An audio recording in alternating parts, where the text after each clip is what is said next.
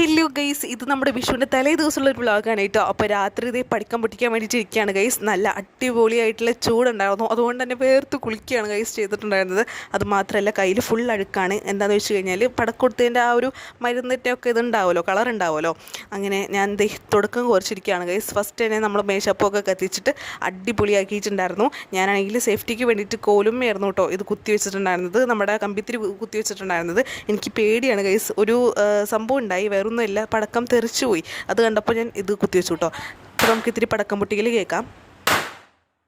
ഇപ്പോൾ പൊട്ടിച്ചത് വേറൊന്നുമല്ല കേട്ടോ, ഓലപ്പടക്കാണ് കേട്ടോ. പിന്നെ ആണെങ്കിൽ മേശാപ്പൂ ഉണ്ടായിരുന്നു, ചെറുപറ ഉണ്ടായിരുന്നു, പിന്നെ ഇതുപോലത്തെ കമ്പിത്തിരി പലതരം സൈസുള്ളതൊക്കെ ഉണ്ടായിരുന്നു.